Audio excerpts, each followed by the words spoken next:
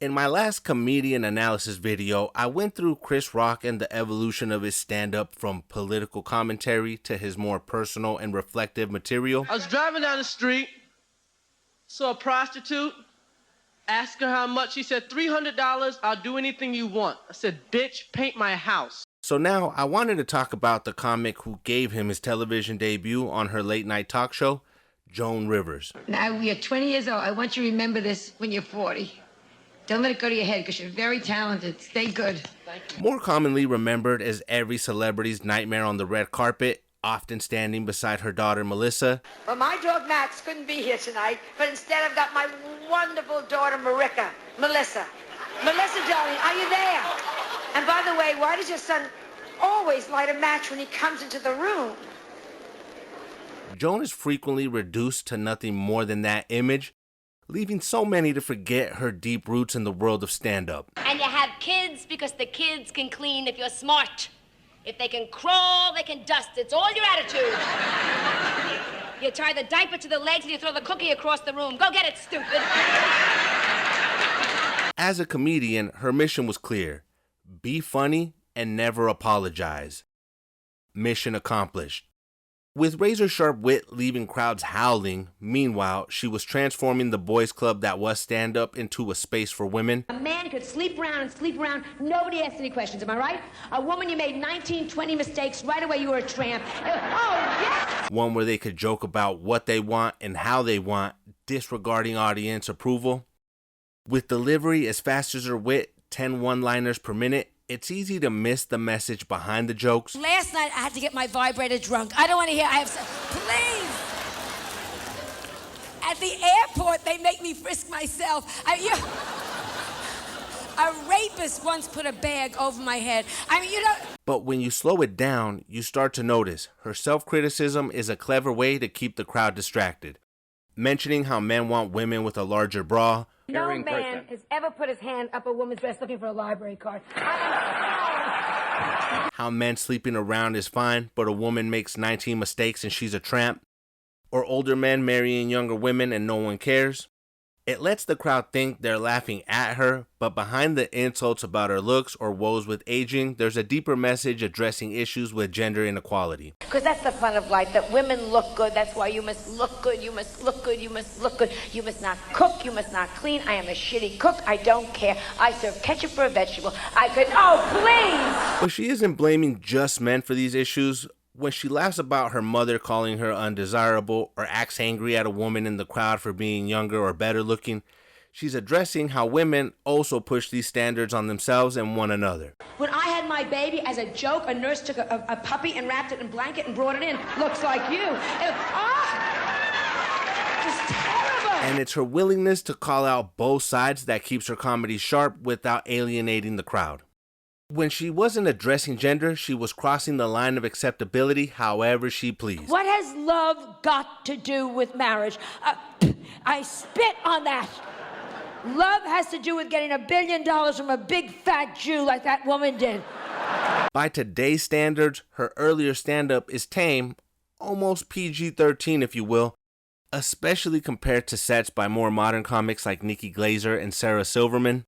But her earlier sets were among those that paved the way for women in comedy to be as vulgar and edgy as their male contemporaries. From the jump, she was tackling taboo topics, deciding for herself what was allowed to be funny.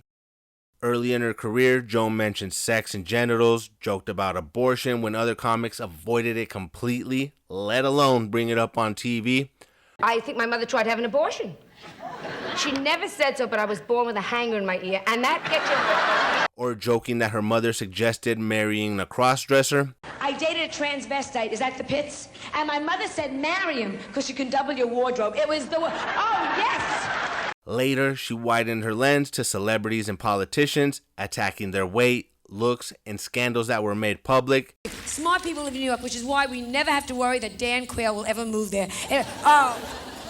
During a visit to London, she even screamed about lesbians and groped an audience member. Lesbian and fairy. Yes, London, lesbian! Lesbian! In front of Princess Diana and Queen Elizabeth. And her final adjustment was approaching humor with nothing to lose. While most comedians would probably think twice before making a joke about 9/11, she was shooting off 4 of them back to back without missing a beat. I mean, I'll never get, I was in New York, I'll never get over 7/11. It is just,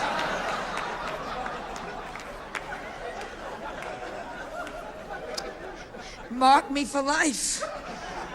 And 9/11 too, but 7/11, some son of a bitch cut ahead of me and got the Slurpee. It was... Literally, nothing was off limits. Even her daughter Melissa was fair game. Victims of tragedies, the disabled, and even family, nobody was safe. Now that we know what her material was about, the question remains, what exactly made it funny? Well, it's a combination of factors, but in the words of Joan, let's talk about it. Let's start with her presence. As audiences look up and the room is being commanded by this tiny Jewish woman with a booming voice and a strong New York accent, sprinkle in the fact that her delivery is wrapped up in irony and sarcasm to the point of sounding annoyed she even has to mention the topic. And the woman was quick on her toes, whether it was adjusting during her crowd work or going tit for tat with a future fellow legend like Betty White. Just another simple dress, Betty. Oh, well, I would like to say you look lovely, but unfortunately...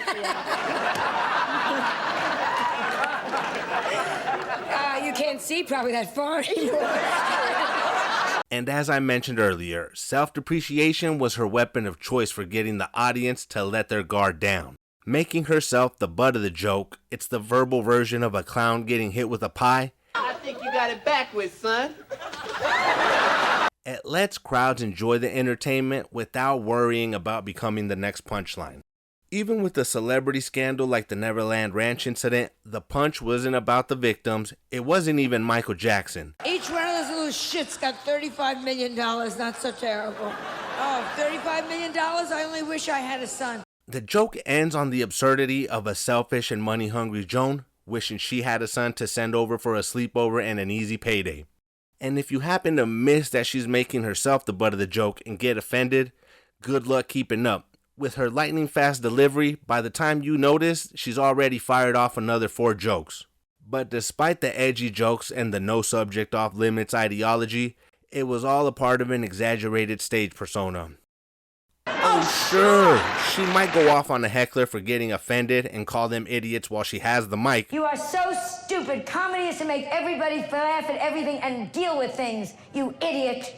My mother is deaf, you stupid son of a bitch. But off stage, she would admittedly understand why that person might be offended. And that rotten guy, Oh, I was sorry ready for to him. get up But you and know, say tell him to leave. He has a deaf son. I know, but he's got to... And as much as she claimed to hate everybody, Joan was a longtime philanthropist, working with multiple charities, oftentimes helping many of the same groups she would joke about. To me, that makes the comedy even funnier, as it adds a layer of absurdity to her words. Yes, the jokes can be out of pocket at times, but she wasn't just a comic ranting about groups she actually despised. For someone whose original plan was to become a serious actress, Joan had a huge impact in the world of comedy. She was a master of her craft with impeccable delivery and airtight timing, providing a career that lasted her for over 50 years. She didn't only make a way for women, but for all comedians to challenge convention, take comedy, make it their own, tell jokes, and never beg pardon even if it happened to offend. Please know that from the bottom of her heart, Miss Rivers would like to say that Just lighten the fuck up. These are just jokes, you assholes. I'm out.